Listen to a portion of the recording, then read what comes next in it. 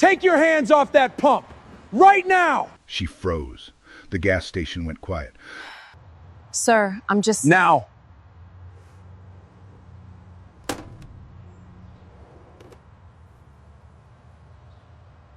Hand it over, now! What's in this bag? Let's see.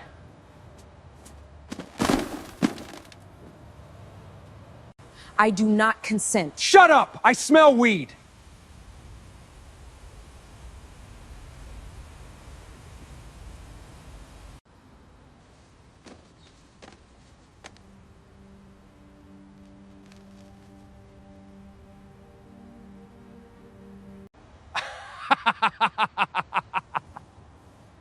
Someone like you working federal?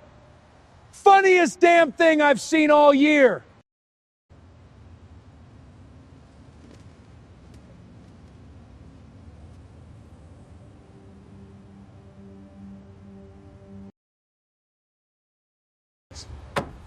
That's where this belongs. Just like you.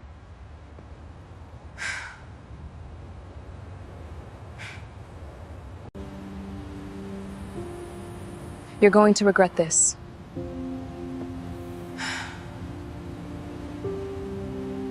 Have you ever watched a racist cop fall to his knees and beg after he threw away the wrong person's federal badge? Because you are about to witness exactly that. So drop a comment right now, smash that like, and let me take you back to where it all began. But before we get to that part, let me take you back to the beginning, because this story doesn't start at a trash can. It starts with a woman, a rental car, and a job most people don't even know exists. Saturday morning, October, Washington, D.C., was still dark when Faith Ingram locked her apartment door and walked to the parking garage. The air had that first cold morning bite to it. She could see her breath under the fluorescent lights. She tossed her bag onto the passenger seat of a rented sedan. Nothing fancy, gray, clean, the kind of car nobody looks twice at. That was the point. Faith worked for the Department of Justice, specifically the Office of the Inspector General. If you don't know what that is, think of it this way. When cops break the law, her office is the one that investigates the cops. She wasn't a beat officer. She wasn't a detective. She was the person that police departments prayed would never show up at their door. And today, she was driving to Colton County, Virginia. Colton County sat about 2.5 hours south of D.C. Small town, rural, the kind of place where everybody knows everybody, and the sheriff's department had maybe 40 officers total. Mostly white, mostly quiet. At least on the surface.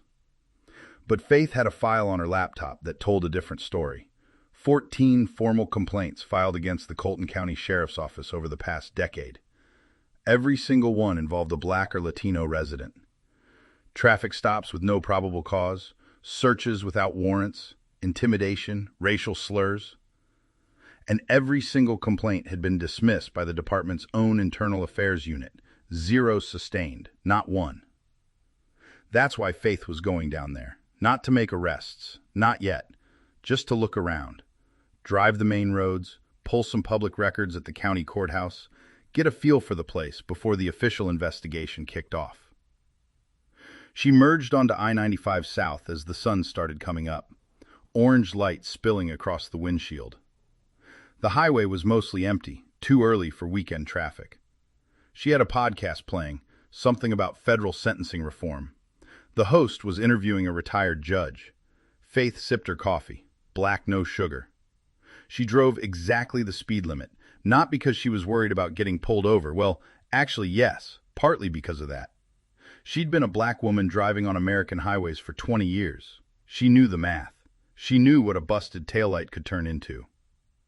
But mostly she drove the limit because that's who she was, careful. Precise. The kind of person who read every page of a file before forming an opinion. The kind of person who never raised her voice because she never needed to. Her phone buzzed on the center console. A text from her sister. "Be safe down there. Call me tonight." Faith smiled, typed back a thumbs-up emoji while stopped at a light, then put the phone down and kept driving. The highway gave way to smaller roads as she crossed into Virginia's rural stretch. 2 lanes, pine trees on both sides, the occasional farm stand, hand-painted signs advertising boiled peanuts and firewood. She passed a church with a marquee out front. God sees what man ignores. She almost laughed. By 9:15 she was deep in Colton County. The GPS showed she was about 45 minutes from her first stop, the county courthouse. The gas gauge was dipping toward a quarter tank. She spotted a gas station ahead on Route 15. One of those combination places, pumps out front, a small convenience store attached. The parking lot was busy. Saturday morning crowd. Families loading up minivans. A couple of truckers parked along the side. A mom carrying a toddler on her hip while juggling a fountain drink. An old man in a baseball cap leaning against his truck, sipping from a styrofoam cup. Normal. Ordinary. Safe. Faith pulled in, parked at pump number 4, and stepped out. She stretched her back. 2 hours of driving had stiffened her shoulders. Grabbed her wallet from her bag, walked to the pump, and started filling up. She didn't notice the patrol car parked at the far end of the lot. Didn't see the 2 officers sitting inside one of them, watching her through the windshield. She had no idea that the next 10 minutes were about to change everything for her, for them, and for an entire county that had been looking the other way for far too long. Inside the patrol car, Garrett Dawson had been watching her since the moment she stepped out. He sat behind the wheel, engine idling, coffee going cold in the cup holder. His partner, Kenny Brewer, 3 months on the job, still learning which pocket to clip his radio to, sat in the passenger seat scrolling through his phone. Dawson didn't blink. His eyes stayed locked on the woman at pump 4. Black woman, rental car, out-of-state plates, alone. Something in his chest tightened. Not suspicion. Something older, something uglier. See, Dawson had a history with this kind of moment. And to understand what happens next, you need to know what happened 10 years ago. His father, Earl Dawson, had been a sergeant in this same department. Same roads, same uniform, same badge. Earl was old school, the kind of cop who believed that policing meant keeping certain people in line. And for most of his career, nobody questioned him. Until one day, a black woman filed a complaint.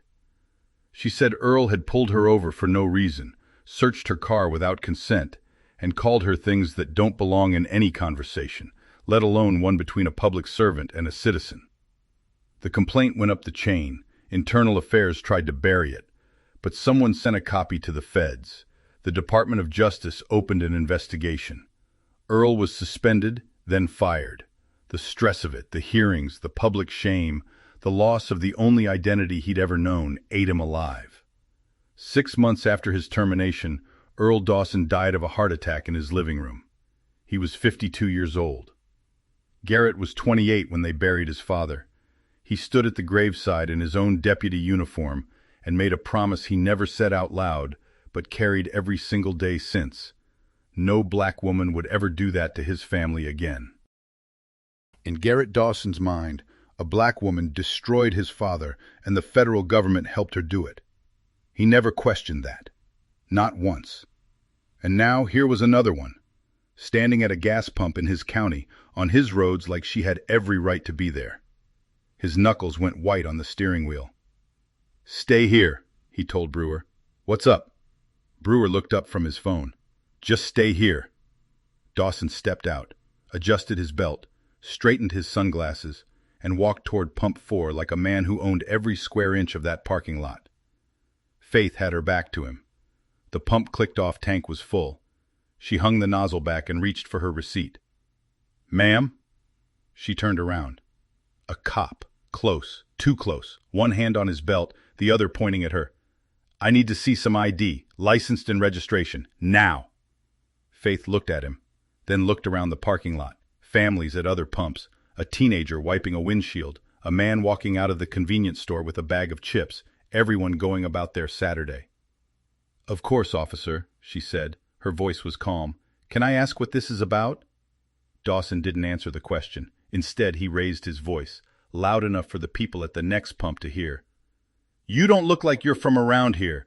What's a black woman doing driving a rental car through my county on a Saturday morning?" The words landed like a slap.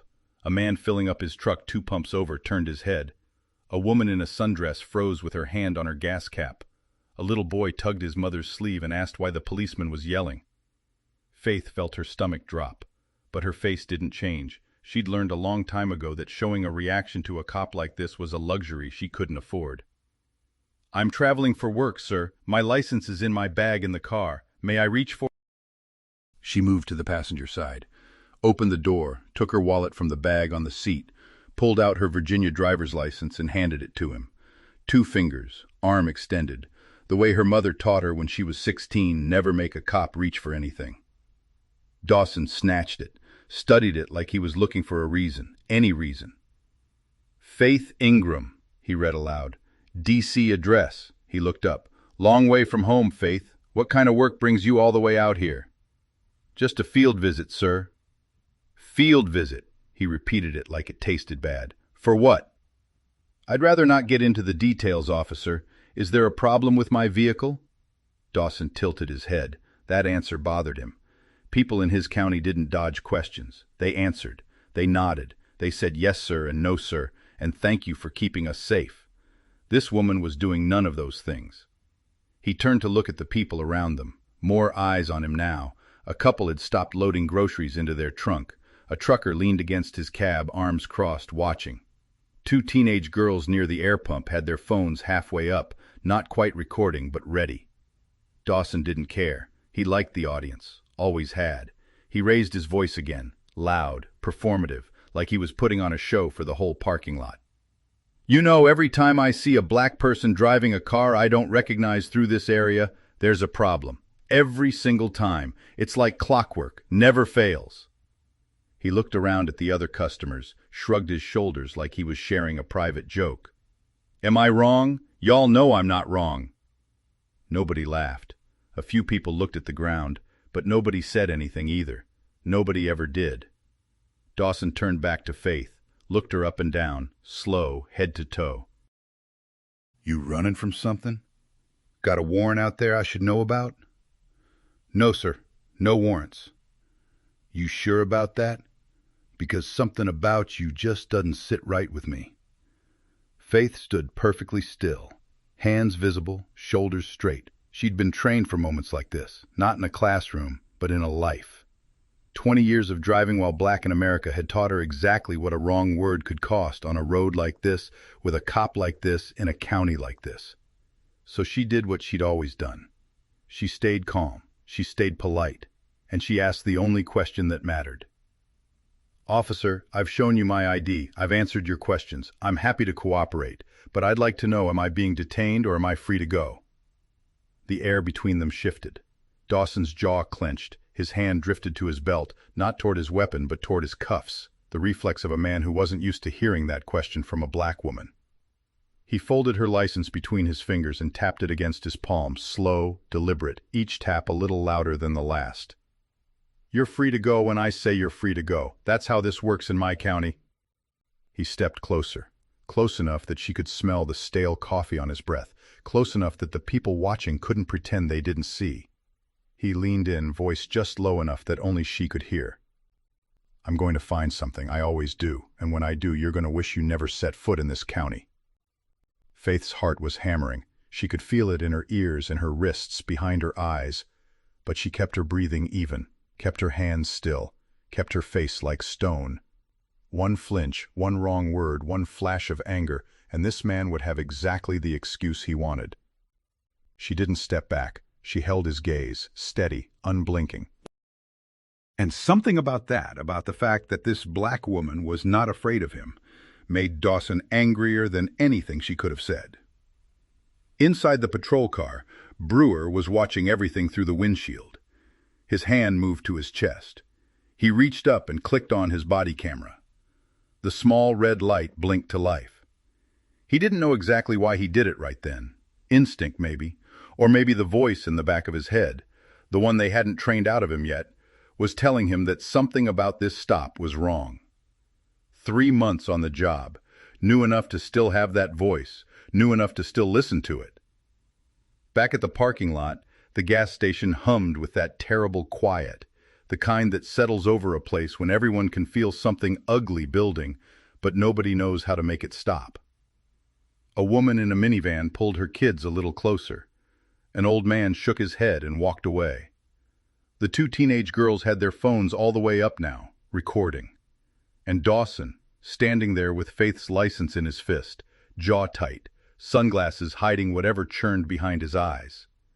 Dawson was just getting started.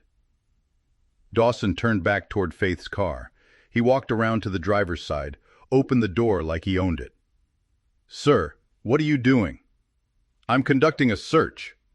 "I do not consent to a search of my vehicle."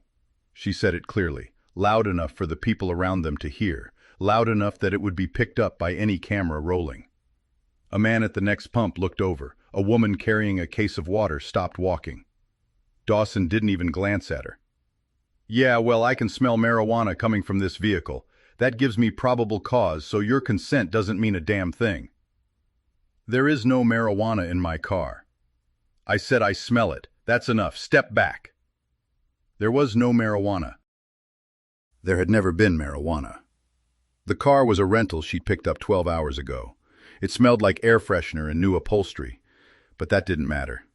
Dawson had said the magic words, "I smell marijuana," and in his county, on his roads, that was all it ever took.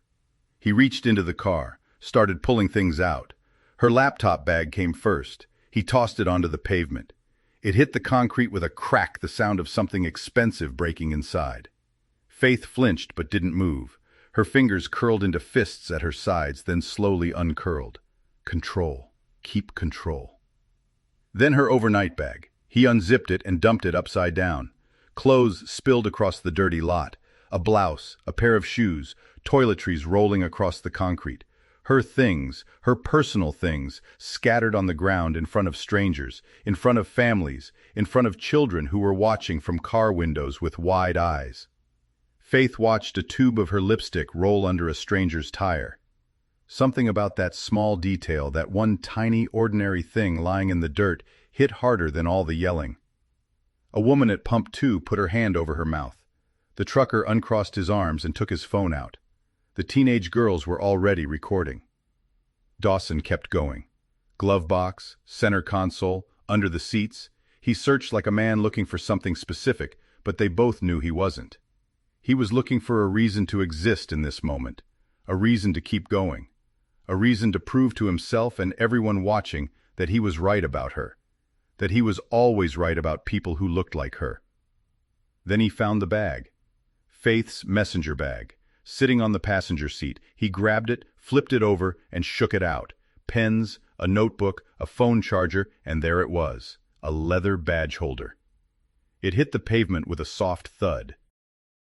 Dawson looked down at it, picked it up, opened it. Federal seal, gold shield, photo ID.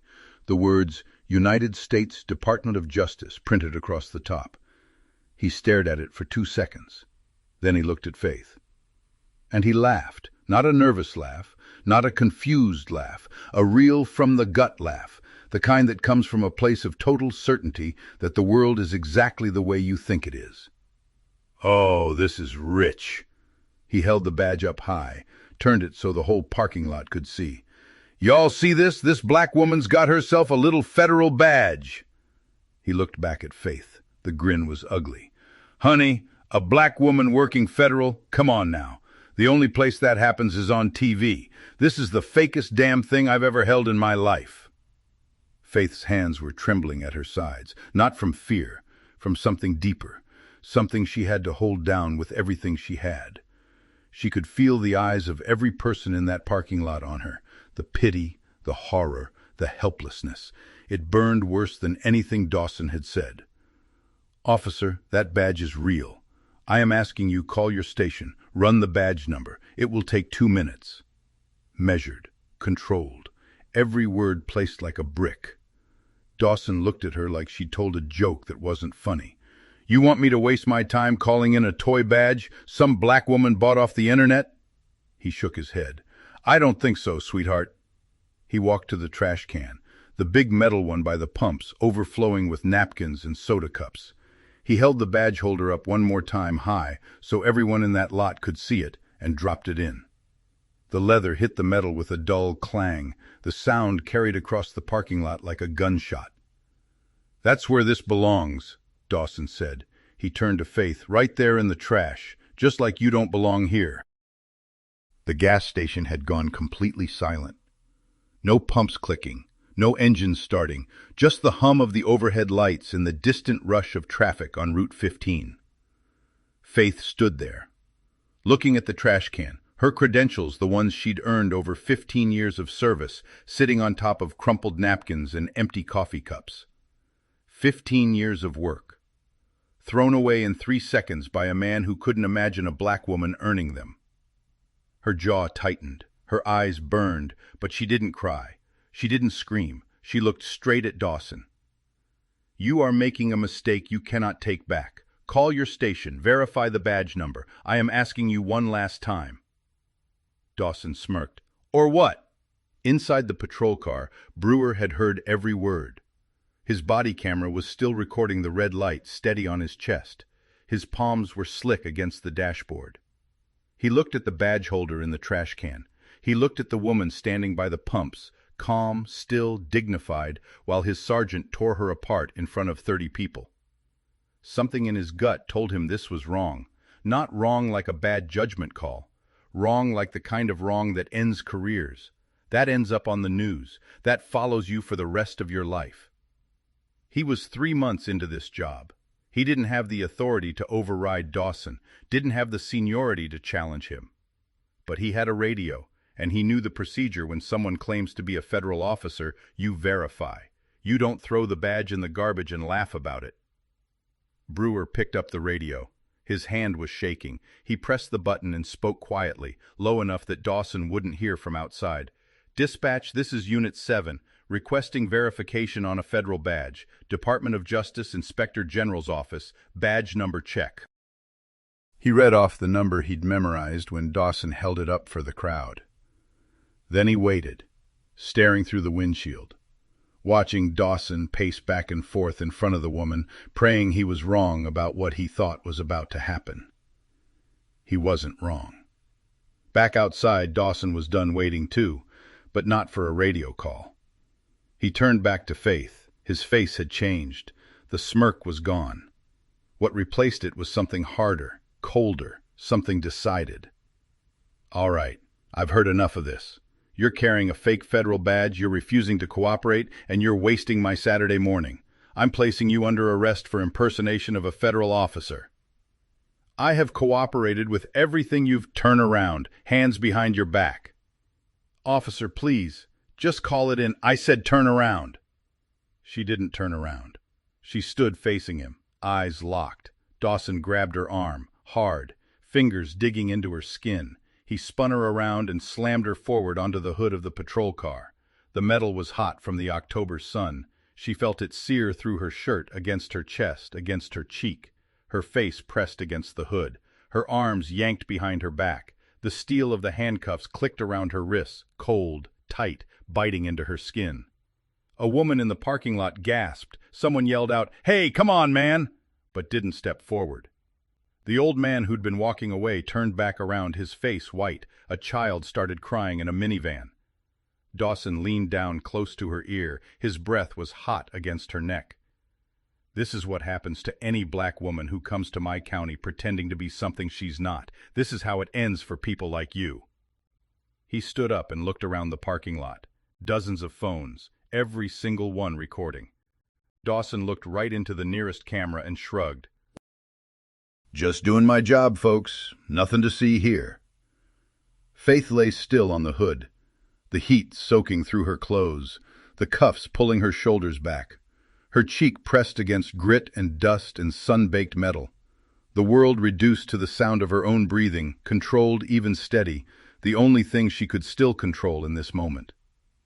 She turned her head just enough to look at Dawson, and she said 5 words.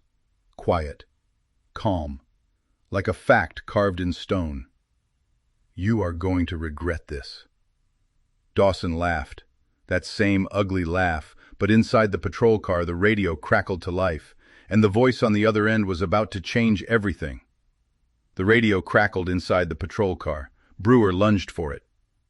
"Unit 7, badge number confirmed. Credential is valid and active. Registered to Faith Ingram, Deputy Inspector General, United States Department of Justice." Brewer stared at the dashboard, Then he looked through the windshield at the woman lying face down on the hood of his patrol car, hands cuffed behind her back. Deputy Inspector General, Department of Justice, the office that investigates law enforcement. His sergeant had just thrown her badge in the trash. Brewer grabbed the radio again. His voice cracked. "Dispatch, patch me through to Sheriff Prescott. Now! Emergency!" It took 45 seconds. The longest 45 seconds of Kenny Brewer's life. Outside, Dawson was leaning against the patrol car, arms crossed, looking satisfied with himself. Faith hadn't moved, her cheek still pressed against the hot metal, her breathing still even. Then Prescott's voice came through, not on Brewer's channel, on Dawson's. "Sergeant Dawson, this is Sheriff Prescott. You will cease all activity immediately. Do you copy?" The voice boomed out of the radio, clipped to Dawson's belt, loud, clear, echoing across the parking lot. Every phone recording picked it up. The crowd went still.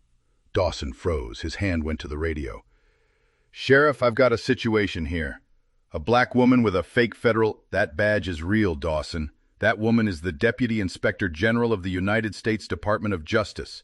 She outranks every officer in this county, including me. Do you understand what I am telling you?" Dead silence. The whole parking lot. The traffic on Route 15. Everything stopped. Dawson's mouth opened, closed, opened again.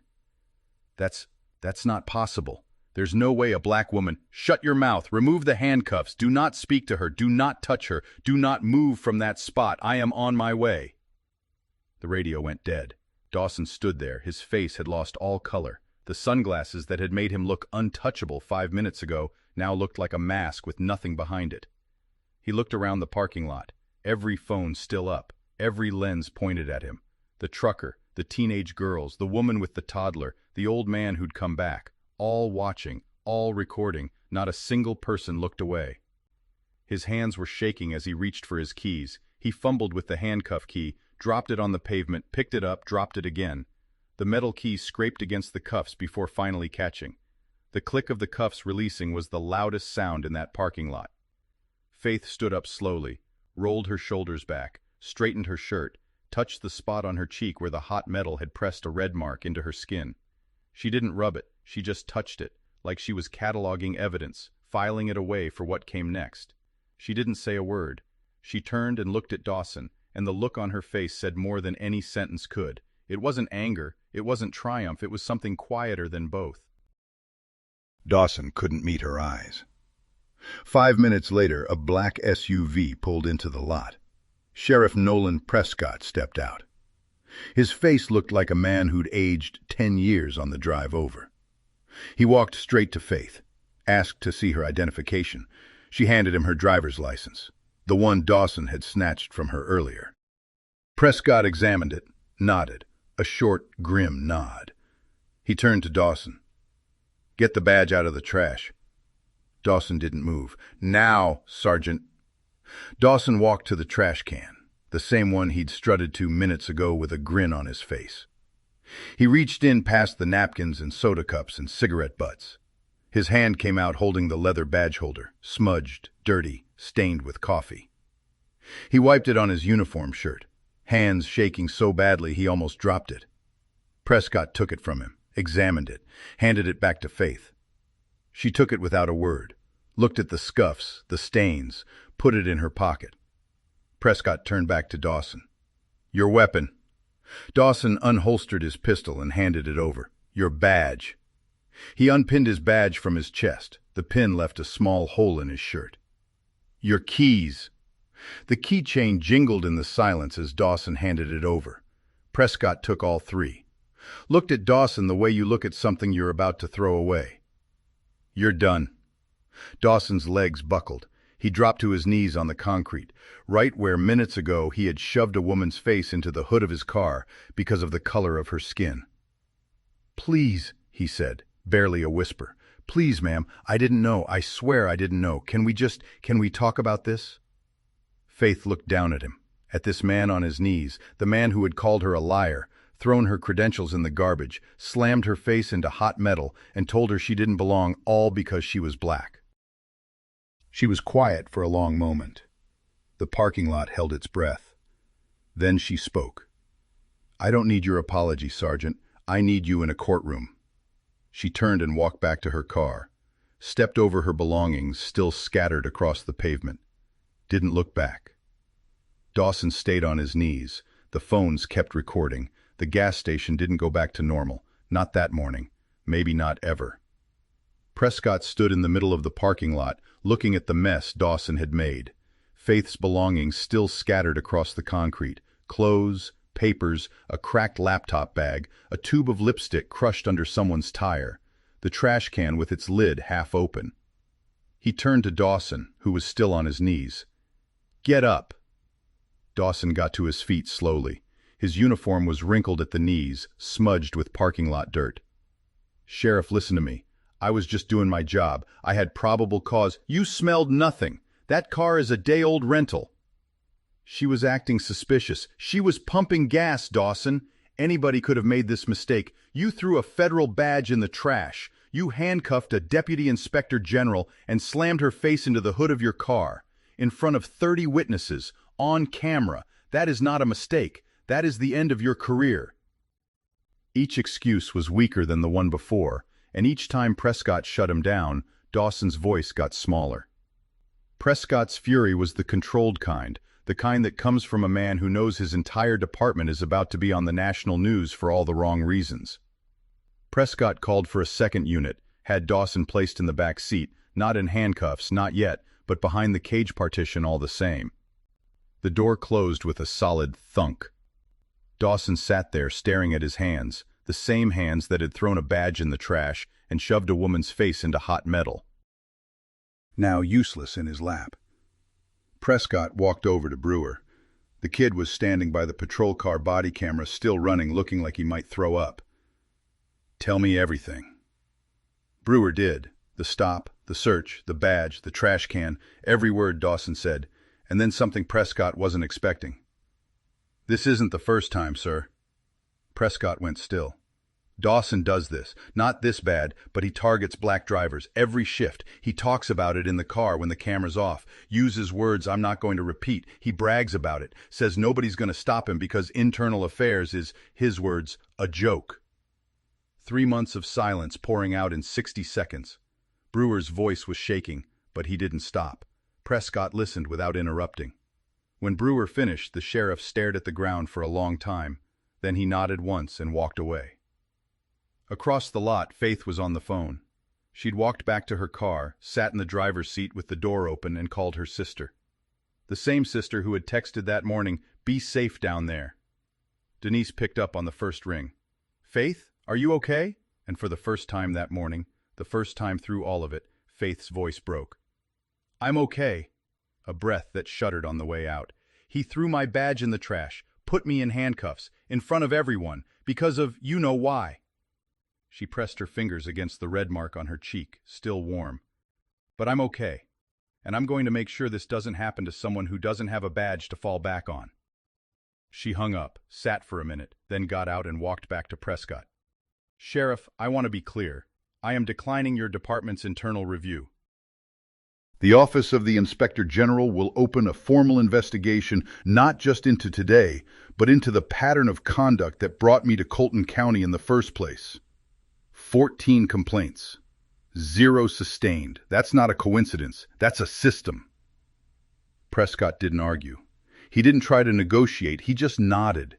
He'd probably always known. He just never thought the bill would come due at a gas station on a Saturday morning. Faith walked back to her car, knelt on the concrete and started picking up her things, one by one. The blouse, the shoes, the cracked laptop bag. A stranger, the woman with the toddler, came over and helped without saying a word. Then the old man. Then one of the teenage girls. Nobody spoke. They just helped. When everything was back in the car, Faith closed the door, started the engine, and drove away. In her rearview mirror, the gas station got smaller. She didn't look back. The video hit the internet before Faith even made it home. One of the teenage girls at the gas station uploaded her footage that same afternoon. 45 seconds of shaky phone video. A cop holding a federal badge up to a crowd laughing, dropping it into a trash can, slamming a woman face down onto the hood of a patrol car. The audio was scratchy, but you could hear every word. A black woman working federal, come on. The only place that happens is on TV. By Saturday evening, the clip had 500,000 views. By Sunday morning, 5 million.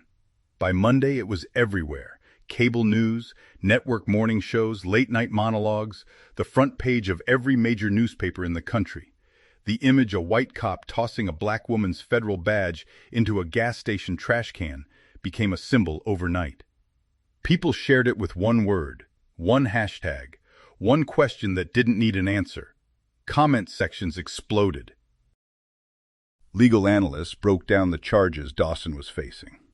Civil rights organizations issued statements. Former prosecutors went on television and said what everyone was already thinking. This wasn't just misconduct. This was a federal crime, caught on camera from multiple angles.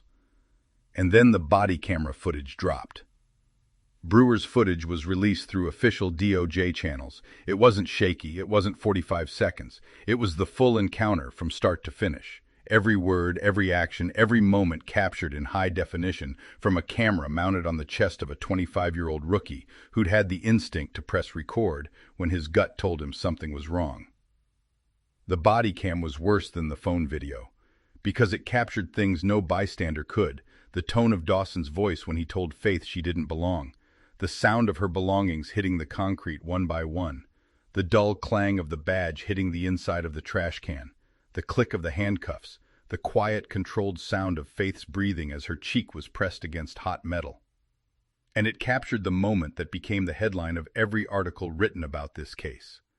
Dawson's voice on the radio, arguing with his own sheriff, saying the words that would follow him for the rest of his life. There's no way a black woman. He never finished the sentence. He didn't need to. Everyone heard enough. The DOJ Office of the Inspector General opened a formal investigation within 72 hours. FBI agents from the Richmond field office were assigned to assist. The scope went far beyond the gas station incident. This was now a pattern or practice investigation into the entire Colton County Sheriff's Office, the same investigation Faith had been sent to lay the groundwork for on the morning she stopped to get gas. And the data told a story nobody could argue with. Garrett Dawson's stop records over 10 years showed that 82% of his discretionary traffic stops targeted black or Latino drivers in a county where those groups made up less than 20% of the population. 14 formal complaints had been filed against him over the course of his career. Every single one dismissed by the department's internal affairs unit. Not a single sustained finding, not one, not in a decade. 3 additional deputies were placed on administrative leave pending review of their own stop records. The internal affairs process itself was placed under investigation. Sheriff Prescott held a press conference. He stood behind a podium with the county seal and tried to frame Dawson as a lone bad actor, a single rotten apple, an isolated incident that didn't reflect the values of the department. The data said otherwise. The system didn't fail because of one man. One man thrived because the system was built to let him. Faith did not give interviews during the investigation. She didn't appear on television. She didn't write op-eds or give speeches. Her silence was deliberate. She wasn't interested in being a story. She was interested in building a case. And that's exactly what she did. The federal charges came down 6 weeks after the gas station. Count 1, deprivation of rights under color of law, motivated by racial bias, a federal hate crime under 18 U.S.C. Section 249. Count 2, destruction of federal property, the badge that was thrown in the trash. Count 3, filing a false report, the fabricated marijuana smell that never existed in a 12-hour-old rental car. Dawson was arrested at his home on a Tuesday morning, processed at the federal courthouse in Richmond. Bail was set and posted. He walked out the front door into a wall of cameras and said nothing. His attorney declined to comment. The trial began 4 months later, federal courthouse, Richmond, Virginia. The prosecution's case was built on 3 pillars: the body camera footage, Kenny Brewer's testimony, and 10 years of stop data that painted a picture no defense attorney could erase. The body cam footage was played in full for the jury, 12 minutes. The courtroom was silent the entire time. When the badge hit the trash can leather against metal, that dull clang, a juror in the front row closed her eyes. Another wiped his face with the back of his hand. A third stared straight at Dawson. Faith took the stand on day 3. She recounted the events in the same measured voice she'd used at the gas station. Controlled, precise, unshakable. When the defense attorney tried to argue that Dawson had made a reasonable error in judgment, Faith looked at him and said, "An honest mistake is pulling someone over for a broken taillight. Throwing a federal badge in the trash because the person holding it is black is not a mistake. It's a choice."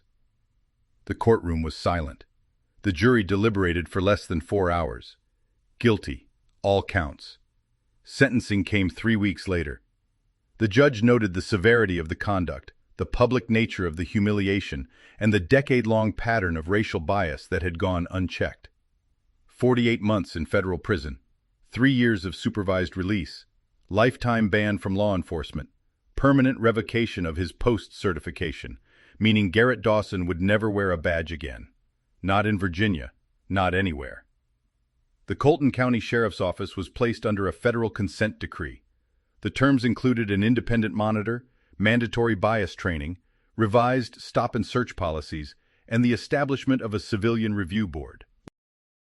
For the first time in the department's history, residents of Colton County, especially residents of color, had a formal, independent mechanism to hold their police accountable.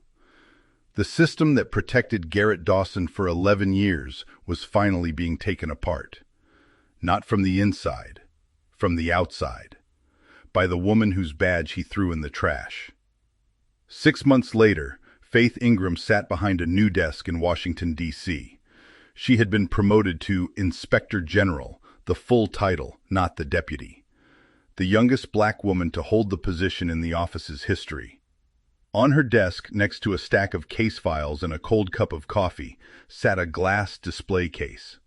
Inside it was a leather badge holder, scuffed, stained, a faint coffee ring on the corner from where it had sat in a gas station trash can on a Saturday morning in October.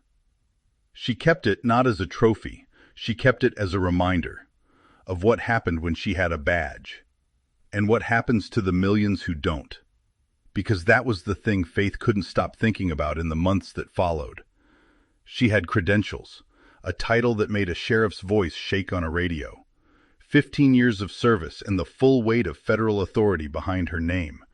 And even with all of that, a man looked at her skin and decided she was nothing. What about the woman who gets pulled over on that same road without a badge in her bag? The teacher driving home from a late parent-teacher conference. The nurse finishing a double shift at the county hospital. The mother picking up her kids from a friend's house in an unfamiliar neighborhood. What happens to them? Faith knew the answer. She'd read it in 14 complaint files. She'd seen it in 10 years of stop data. She'd felt it on the hood of a patrol car with hot metal burning through her shirt and her cheek pressed into dust. So she did something about it. Within her first 90 days as Inspector General, Faith launched a toll-free federal hotline that allowed any citizen who experienced racially motivated police misconduct to report directly to the Department of Justice. No local intermediaries, no department internal affairs, no filing a complaint with the same people who employ the officer who harassed you. The hotline bypassed the exact system that had protected Garrett Dawson for 11 years. The system that dismissed 14 complaints without a single sustained finding. The system that looked the other way every single time for a full decade. It was the first mechanism of its kind at the federal level, and it was built by a woman whose badge had been thrown in the trash. Garrett Dawson was serving his 48-month sentence at a federal correctional facility in Virginia. His appeal was denied. Court records showed his wife filed for divorce 3 months after the conviction. He was not a monster in a movie. He was a man who had been given power, told he was right, and never once held accountable until the day he met someone the system couldn't ignore. Kenny Brewer cooperated fully with investigators throughout the trial. He was not charged. After the verdict, he resigned from the sheriff's office voluntarily and enrolled in a criminal justice reform program at a Virginia university. He didn't call himself a hero. He called himself a person who got lucky enough to press record at the right time and wished he'd spoken up sooner. The gas station on Route 15 is still there. The pumps still work. The trash can is still by the entrance. But taped to the convenience store window put up by the owner, not by anyone official, is a printed screenshot of the moment Faith stood up from the hood of that patrol car. Shoulders back, shirt straightened, red mark on her cheek, eyes straight ahead. Underneath it, someone wrote in marker, "She didn't belong here. She belonged more than any of them." Nobody took it down. This story is fiction, but the dynamic at its center, a black person treated as guilty, as suspicious, as less than, simply because of the color of their skin, is documented in case after case, department after department, coast to coast. The names change, the roads change, the outcome almost never does. The only thing fictional here is the badge. The feeling is real for millions of people every single day. So here's my question, and I genuinely want to hear your answer in the comments. If Faith hadn't been the Deputy Inspector General that day, if she'd just been a teacher, a nurse, a mom driving to pick up her kids, do you think this story would have ended the same way? Drop your answer below. Share this with someone who needs to hear it. And if this is your first time here, hit subscribe, because we tell the stories that need telling. Yeah, so the real lesson here, respect costs you nothing. But disrespect, that bill always comes due. You never, and I mean never, know who's standing in front of you. Treat people like people, period. That's it. That's the whole thing.